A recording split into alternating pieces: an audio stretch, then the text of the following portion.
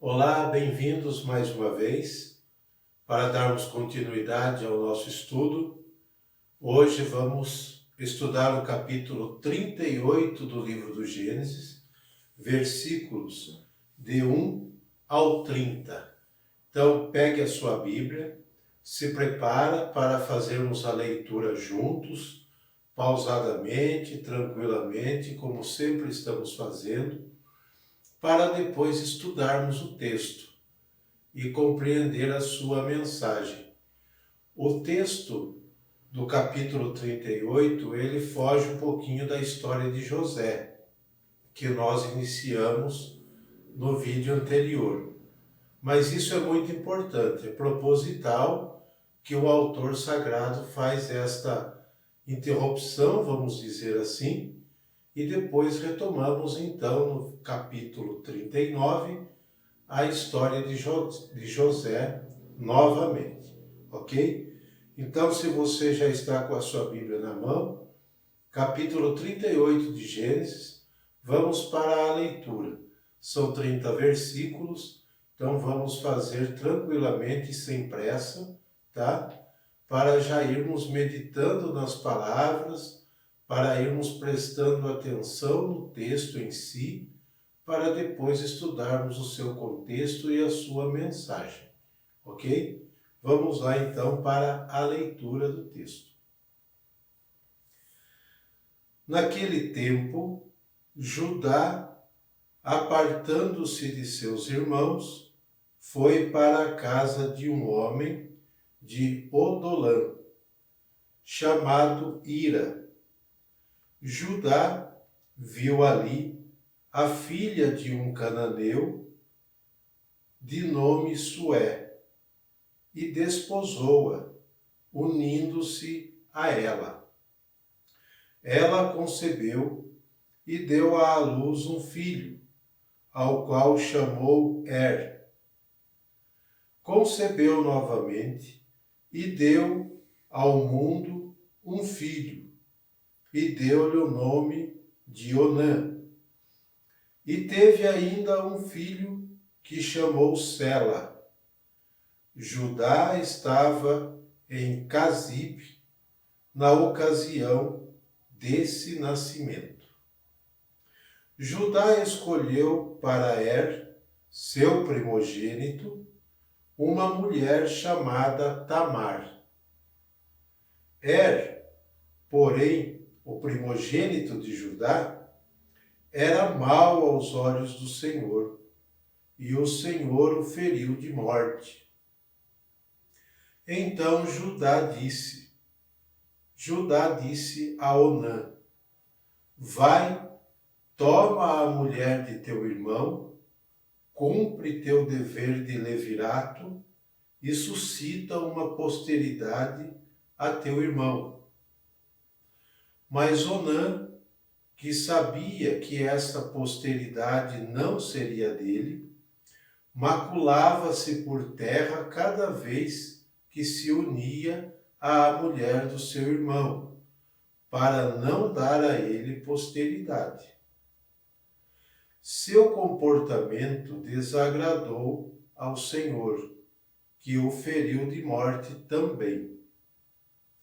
E Judá disse a Tamar, sua nora: Conserva-te viúva em casa de teu pai, até que meu filho Sela se torne adulto. Não é bom, pensava ele, que também ele morra como seus irmãos. E Tamar voltou a habitar na casa paterna. Muito tempo depois, morreu a filha de Sué, mulher de Judá. Passado o luto, subiu Judá a Tâmina para a tosquia de suas ovelhas, com seu amigo Ira, o Odolamita. E foi noticiado a Tamar: Eis que teu sogro sobe a Tâmina para a tosquia de suas ovelhas. Depôs ela então os seus vestidos de viúva, cobriu-se de um véu e, assim disfarçada, assentou-se à entrada de Enaim, que se encontra no caminho de Tâmina, pois via que Sela tinha crescido e não lhe tinham dado por mulher. Judá, vendo-a, julgou tratar-se de uma prostituta, porque tinha o rosto coberto. E chegando-se a ela no caminho, disse: Queres juntar-te comigo? Ignorava ele que se tratava de sua nora. Ela respondeu: O que me darás para juntar-me contigo? Mandarei a ti um cabrito do meu rebanho. Está bem, mas dá-me então um penhor, até que o tenhas enviado. Que penhor queres que eu te dê? Teu anel, teu cordão e o bastão que tens na mão. Ele os entregou. Em seguida aproximou-se dela e ela concebeu. E levantando-se, partiu, tirou seu véu e retomou seus vestidos de viúva. E Judá mandou-lhe o cabrito por seu amigo, o Odolamita, para retirar o penhor das mãos daquela mulher. Mas ele, não a encontrando, perguntou aos habitantes do lugar: Onde está aquela prostituta que estava em Enaim, à beira do caminho? Responderam-lhe: Não há prostituta neste lugar.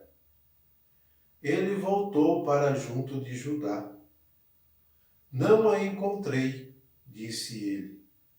E os moradores daquele lugar disseram-me que não havia nenhuma prostituta ali. Guarde ela o meu penhor, respondeu Judá. Não nos tornemos ridículos. Eu mandei o cabrito, tu, porém, não a encontraste. Mais ou menos 3 meses depois, vieram dizer a Judá: Tamar, tua nora, conduziu-se mal. Vê-se que está grávida. Judá respondeu: Tirai-a para fora, que ela seja queimada. E enquanto era conduzida, ela mandou dizer ao seu sogro: Concebi do homem a quem pertence isto. Examine bem, ajuntou ela. De quem são este anel, este cordão e este bastão? Judá, reconhecendo-os, exclamou: Ela é mais justa do que eu, pois que não a dei ao meu filho Sela e não a conheceu mais. E na ocasião de dar à luz, eis que ela trazia 2 gêmeos no seu ventre. No parto, saindo a mão, a parteira tomou-a e atou nela um fio vermelho, dizendo: Este é o que saiu primeiro. Mas, como ele retirasse a mão, saiu o seu irmão. Que brecha fizeste? Exclamou a parteira. Que a brecha esteja sobre ti. E chamou-se-lhe Farés. Em seguida veio seu irmão com o fio vermelho, atado na mão. Deu-se-lhe o nome de Zara. Muito bem, esta é a leitura do capítulo 38. Como eu disse no início, o que o texto está dizendo para nós, né, sobre Judá e Tamar, sua nora. Esse texto interrompe a história de José para concentrar-se em alguns aspectos da vida de Judá. Ok? Suas relações, as relações aqui de Judá, ao que parece é do tipo econômica e comercial. Ok? Com uma mulher originária de Odalã. Sua união marital com uma mulher cananeia, filha de Sué. Judá se une a uma mulher cananeia, filha de Canaã, né? Filha de Sué. Mas o que significa? Significa que definitivamente estabelece aqui a origem étnica da tribo ou da descendência de Judá. É uma descendência, estabelece uma origem étnica, tá? Novamente vemos que marcam no texto a presença do engano, da mentira e da injustiça. Mais uma vez aparece no texto sagrado. Outros aspectos importantes da leitura. Pela primeira vez nas narrativas do Gênesis, há referência a uma antiga lei, a lei do Oriente Próximo, a lei do Levirato. Mas o que é esta lei do Levirato? Esta lei do Levirato prescrevia que se um homem casado morresse sem deixar descendência, seu irmão ou o levir, o cunhado da viúva, devia tomá-la por esposa e dar descendência a seu irmão. Era uma lei do Antigo Oriente, daquela época. Precisamos compreender isso. E era levado muito a sério esta lei.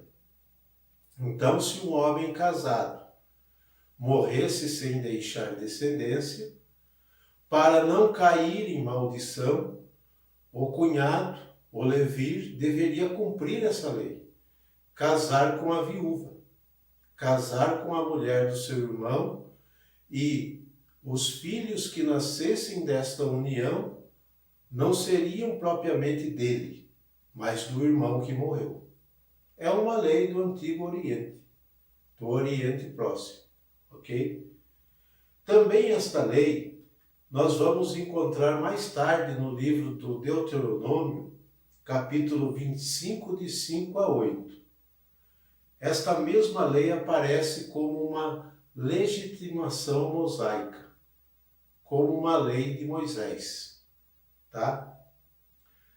E nós vemos aqui neste relato, e se você já é um grande amante, um leitor, um apreciador, ou pela sua fé você lê bastante a Sagrada Escritura, você vai recordar desta passagem, porque séculos e séculos mais tarde, depois que isto aqui foi escrito, nós vamos ver que alguns do partido dos saduceus irão colocar Jesus à prova sobre este assunto. Se todos morrem sem deixar descendência, de quem ela é esposa? Isso está lá em Mateus capítulo 22, versículo 24, onde eles vão colocar Jesus à prova, o partido dos saduceus, sobre esta pergunta. A mulher foi casada com 7 irmãos. Os 7 morreram sem deixar filhos. Na vida eterna, de quem ela será esposa? Esta é a pergunta lá em Mateus, feita a Jesus por esse partido dos saduceus, tá? Então, é muito conhecido daquela época. Foi usada para colocar Jesus à prova. E a resposta vocês podem conferir lá depois em Mateus capítulo 22, versículo 24 seguintes. Tá bom? Outro dado interessante desta narrativa é que este relato é o eixo narrativo do livro de Ruth. Se você pegar o livro de Ruth, mais à frente, você vai ver que esta narrativa é o eixo central do livro de Ruth. Tá bom? Qual a intenção deste relato, afinal de contas? Por que o autor sagrado interrompe a história de José para falar de Judá, seu irmão, e da nora de Judá, a Tamar? Qual é a intenção deste relato? É de estabelecer as origens multiétnicas da tribo de Judá e preparar o leitor para a bênção que o pai desta tribo receberá de Jacó, de Israel, lá em Gênesis capítulo 49, versículos de 9 a 12. Onde o bastão, mencionado no versículo 18, que fica em posse de Tamar como penhora, repentinamente vai adquirir características de realeza, como um bastão real. Mas isso lá no capítulo 49 de Gênesis, versículos de 9 a 12. Tá? Mas onde está o aspecto da retidão e justiça nesse relato? Perdão. Nós vimos aqui que Tamar, a nora de Judá, foi injustiçada. Judá pediu que ela conservasse-se viúva até o seu filho Sela, que era menor, que era criança, crescer, para que ele se casasse com Tamar a fim de dar descendência ao seu primogênito. E Judá não cumpriu com a promessa, com a desculpa ou com o medo de que Sela tivesse o mesmo destino dos outros dois irmãos. Judá usa de má fé. Judá é injusto e faz com que Tamar vá até a casa de seu pai e fique lá como viúva, sem casar-se com ninguém.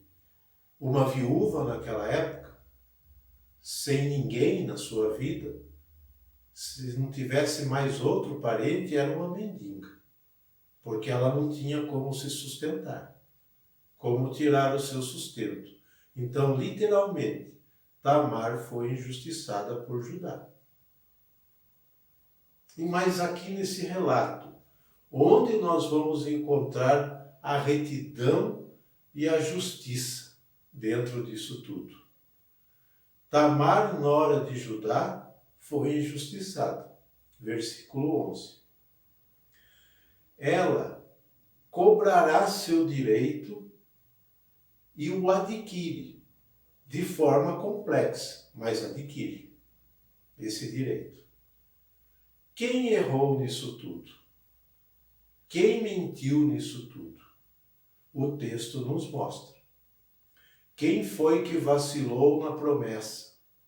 Quem foi que não cumpriu com aquilo que tinha falado antes? Não foi Judá? Tamar cobrou seus direitos. Não vamos discutir a forma em que Tamar cobrou seus direitos, mas ela conseguiu. Ela se veste de prostituta, ela tem relações com o seu próprio sogro sem ele saber, porque ela estava com o rosto coberto, diz o texto, e ela concebe. E a lei para uma viúva que de repente se achasse grávida tinha que ser apedrejada ou queimada, como diz Judá. Só ela deveria ser punida, né? Na época era assim. uma sociedade patriarcal e machista. Mas ela tinha um trunfo nas suas mãos. O penhor que ela pediu, a garantia que ela pediu, porque com certeza ela sabia que não ia conseguir, apesar de Judá cumprir com a promessa. Judá prometeu o cabrito e mandou entregar. Só não foi entregue porque ninguém a encontrou. Não como prostituta, porque não havia prostituta naquele lugar. Mas ele mandou o que ele prometeu. Não encontrou, mas ela ficou com o anel, com o bastão e com o cordão de Judá. Isso lhe serviu como prova e evitou que ela fosse morta. Então aqui, neste capítulo, no capítulo 38, versículo de 26 a 30, nós encontramos a retidão e a justiça. Nós conseguimos ver. Podemos até ler o versículo de 26 a 30. Judá, vamos ler um pouquinho antes, o versículo 25. E enquanto era conduzida, ela ia ser morta, mandou dizer ao seu sogro: concebido homem a quem pertence isto. Examine bem, ajuntou ela, de quem são este anel, este cordão e este bastão. Judá, reconhecendo-os, exclamou: ela é mais justa do que eu, pois que não a dei o meu filho Sela. Ele prometeu o filho Sela, mas não a deu. Mas ela conseguiu justiça. Ela conseguiu justiça. E diz o texto aqui também, que fique bem claro que e não a conheceu mais. Quando o texto fala que Judá não a conheceu mais, significa que eles não tiveram mais relações. Ele não dormiu mais com ela a partir deste momento. Tá? Então aqui nós temos a retidão e a justiça. Ela foi injustiçada, mas ela conseguiu a justiça de uma forma inusitada, complexa, mas ela conseguiu. Ok? Então o texto mostra para nós que as palavras de Judá a respeito de sua nora Tamar, ela é mais justa do que eu. Então ela conseguiu o que ela precisava. Porque, como eu disse, uma viúva, naquela época, sem ninguém, a tendência era virar mendiga, virar pedinte nas ruas, porque não tinha quem a sustentasse. Era uma sociedade totalmente patriarcal e machista. E a lei do levirato era para garantir essa descendência e também um amparo para a viúva. Porque dando descendência, tendo descendência, ela estava amparada pelo resto da vida. Então era uma questão de lei, tá bom? Mas aqui nós vemos que a justiça acontece. Repito, como eu já disse em vídeos passados, toda vez que o texto, que o autor sagrado relata esses percalços no caminho do povo eleito, de um das tribos dos filhos de Jacó, o Judá, por exemplo, a Bíblia não está compactuando com essas atitudes, mas ela está denunciando uma atitude que não é da vontade de Deus e a qual Deus não aprova. Deus não aprova. Aqui um dos patriarcas, o pai da tribo, o Judá, ele passa por grandes constrangimentos. porque ele mesmo mandou queimá-la pela atitude. Mas ele viu que também ele errou. Então ele reconheceu o seu erro e recompensou Tamar, e ela foi livre de ser morta injustamente. Então o texto sagrado, repito também, nunca vai esconder os delitos dos eleitos de Deus. Porque a história da salvação passa pela vida humana, cotidiana de cada um. E tem falhas, tem defeitos, tem os percalços do caminho. Mas a justiça de Deus sempre vai aparecer, sempre vai estar presente no relato. Por isso que é bom estudarmos o capítulo todo, para não pensarmos versículos isolados para dar uma má interpretação no texto, ou interpretar ao nosso bel prazer, do jeito que a gente acha que deve ser. Assim nós corremos o risco de adulterar o texto sagrado, ok? Então, espero que vocês tenham gostado desse estudo do capítulo 38 de Gênesis, e vamos já nos preparar para o próximo estudo. Retomamos a história de José no Egito, né? Nós vamos estudar José a partir do capítulo 39 novamente. Espero vocês, um abraço a todos e até o próximo estudo, se Deus quiser.